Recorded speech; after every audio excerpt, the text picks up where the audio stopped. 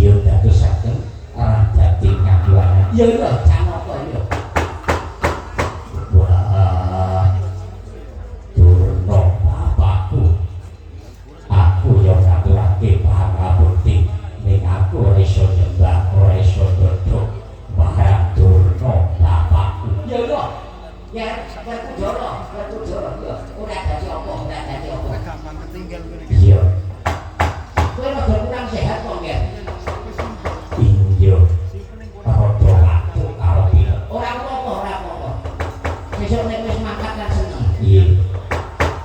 Kulo nek ora pangabekti, bapak penemban. Kulo nek ora pangabekti, bapak penemban. Tembar. Nah, apa? Wujud itu kan mangono ya nek kula karepe sedewa. Kula pun didados sediman, kula pun didados sediman. Iya, tembar iya. Nggih. Terus pundi? Angger Kresna. Sami jenengan betapa dunganipun panjenengan. Bapak penemban donya. Kula sami njeng bagus, bagus. Tegese nek wis padha kumpul ning kene padha sehat kabeh. Iya. Kondur warna ngarsanipun panjenengan Bapak penemban Durna. Ditok-ditok amawa gati. Rawuh wonten singgil dinaturata negari ngawarta. Wonten wigatos menapa? Nuwun sewu nggih, angger anak angger. Angger anak angger, punta dewa, angger anak angger. Inggih. Pramila. Adoh saka percakapan saka lima. Ngemban gawe anak Prabu Duryudana. Panjenengan nggih. Dipun utus saka Prabu Duryudana. Nggih. Dipun utus menapa? Nuwun sewu, kula badhe matur dhateng panjenengan. Dados pangapunten nggih. Dinten munggan menika negari Ngastina menika kenging paguyuban pabringan. Akeh sakit, akeh lelara. Gambare kuwi kepulane nek esuk mati kok esuk mati esuk loro inggih esuk loro sore mati esuk mati sore loro kewalik bapak penemban kabeh senenge diwolak-walik ning ora tau nembus sarwana mau kecekel mas ditebus ya sing kecil lah kena kuwi inggih negari Ngastina menika kenging paguyuban inggih ya kula menika sapara brahmana lan para winasis menika kula tempalaken sedaya para kiai para ulama ingkang manggen wonten negari Ngastina menika kula tempalaken sedaya sami ngobong dupa mujahadah 7 dina 7 bengi inggih nyuwun pepadang amrih negari Ngastina kali sing beda kanthi sambre kala menen ning cabar malah ngentek-entekaken ragat konsumsi niku mila kula menika mangkung lajeng kula manikung kula tapa brata kungkum wonten sedang kula anggenipun tapa nuwun sewu kuda panjenengan inggih nggih amrih tentrem manah kula menika tapa sajeng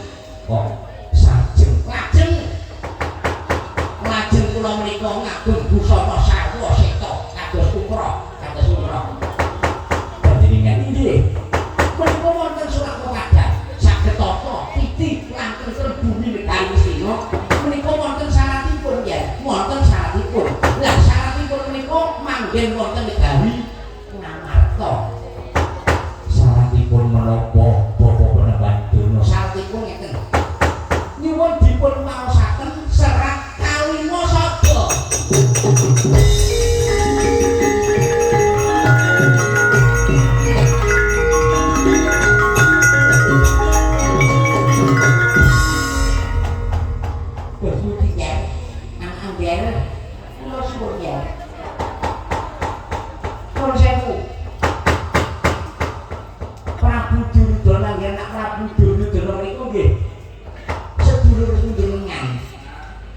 Mila gandeng sedulur menika nggih kedahipun lungki-lulungan. Lah menika negari Ngastina menika dipun sedaya pitulungan dhateng panjenengan. Mila kula suwun kanthi sanget Kalimasada beres-beres. Urung beres sih. Menika kula suwun nyampil. Niku sampean beto sinten kok rame temen teng wingking niku. Citra Sindemung. Niku murid kesayangan kula. Lah, menika kula suwun yen. Kula suwun kanthi samit yen Prabu Puntadewa. Jimat Kalimasada badhe kula boyong yen badhe kula boyong. Awit kundangipun panjenengan menika kalih boten berbudi para laksana. Adil para mantra. Watakipun panjenengan wonten tiyang ingkang kelunyon menika dipun paringi teken. Wong sing buta diparingi teken, wong sing kudanan diparingi payung, wong sing deluwan diparingi mangan. Mila nggih. Kula suwun kanthi sanget yen Prabu Puntadewa jimat Kalimasada kula suwun inggih. Menika wujudipun Kalimasada menawi badhe dipun boyong dhateng negari Ngastina kula paringaken. Lha pundi yen kula paringaken